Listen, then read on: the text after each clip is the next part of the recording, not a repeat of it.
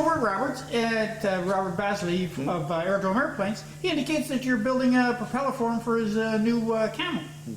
We're trying to get the original shape, profile of the original Camel propeller and try to make it as authentic as we can. Now, how does that process start? Like, how do you know what this propeller should look like in order to design and build it? They sent us a picture. Just we got the email picture and said, "Well, can you build us one that looks like this?" Now, of course, their airplane is less than scale. You know, it's 80% or so, so we don't have to be totally 103 inches long or so. We're shooting for an 87 incher to get a relatively close proportion. And we just start from scratch. We look at the picture, we pick patterns of ours that are close, we make adjustments, and we cut them out, and then we profile them by hand. Mostly it's all by hand. We'll cut out a one blade blank by hand from scratch, and then make a template of that, then cut out a blank of that, and then cut the actual prop. It's quite a process to get a from scratch prop built. And how long, for example, this one that you're having, Robert's having built, how long is it going to take for that to go all the way through the process, to be basically varnished and delivered to him? Over a month, yeah. It'll be over a month's worth of time before we have it done and out the door. Now, how long has Culver actually been in business building props? We as Culver Props have been in business since 2000. That's when we bought the company. I guess the original Culver Props goes back to the early I don't know when. 69 or 70s, I think. Yeah, because I remember even on the Quicksilver, my first Quicksilver was in 78, 79 in the weight shift, and we were using the little two-blade Culver props on them then. The old man Culver was in New York, I believe, where he Originated in New York, and the best I can tell, somewhere around 1970. Now, how many props, like, you must have like a standard type of prop, or is it all special ordered? It's all special ordered. Okay. There's nothing that, for example, somebody says, hey, I need 5232 or 6048 that you basically have in stock ready to go? Nope. Well, we have 300 patterns upstairs, up there on the wall. There are about 300 blanks. And we just, when they tell us what they've got, how fast they want to go, what RPM they want to turn it, and how long they can swing, we go upstairs and look for one with the right pitch and the right profile. Some of them will say, I want one that's so fast at 3,200 RPM, but I want a little scimitar in it. So not everybody just wants a standard box prop. They want something special. We go upstairs, we look through our patterns, and we find them what they want, and then we build it. And again, two-stroke, four-stroke, reduction drive versus bolt-on, right-on direct drive. There must be some differences there as well. Well, direct drives, if it's a very fast engine, be a pretty small prop, short diameter. Redrives, big props, tall props. Get into the redriven props as big as this, all the time. So it always a custom prop. Hardly ever, unless it's about the only thing they could say is a standard prop is about a 6228 BW.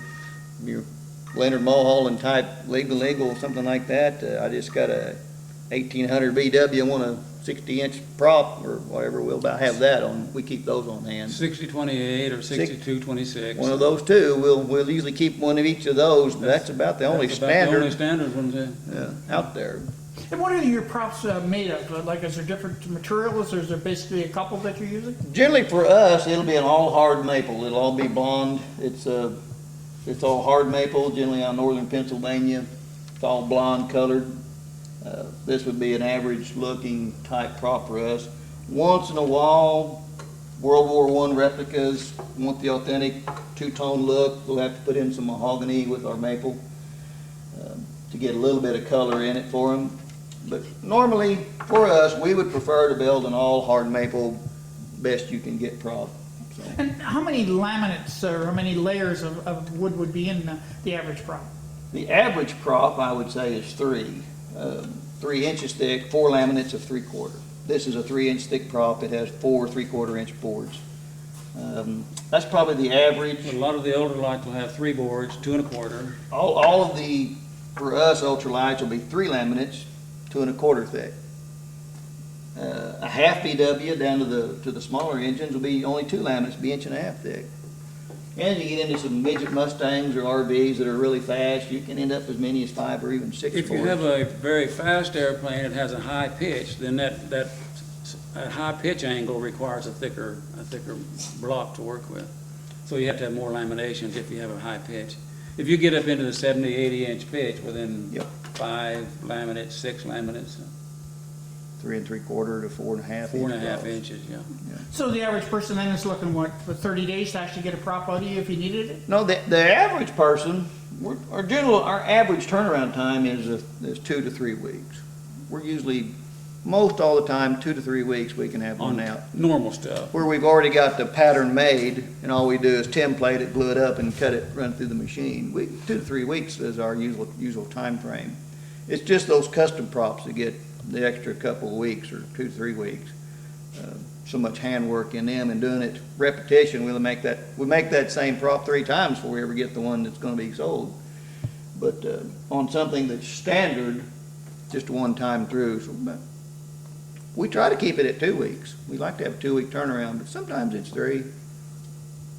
Now, the airboat props, are they a special prop because they're used on water, or? For us, no, for the water bug airboats that we build, we have our engine set in the boat a little extra. Prop stays dry all the time. We don't beat water with our props, so we can run just a standard aircraft type wooden prop. We We do have some leading edge. do have a clear leading edge tape we can put on it, but it's really not necessary because design wise, we just keep the water out of our boat and off our props. So if somebody wanted to get in touch with you, get a little bit more information, is there one website they can go to, or is there a couple of websites that you use? Well, the 2 different names, same website. There's valleyengineering.com or culverprops.com, but they both come to the same homepage, same website. Okay, and where are you physically located? We're in central Missouri, a little town called Rolla, and 100 miles off I-44 from St. Louis, or 100 miles from Springfield, right on I-44. And if somebody wanted to get a hold of you by telephone, we got a number they can reach at? Yes, sir, 573-364-6311.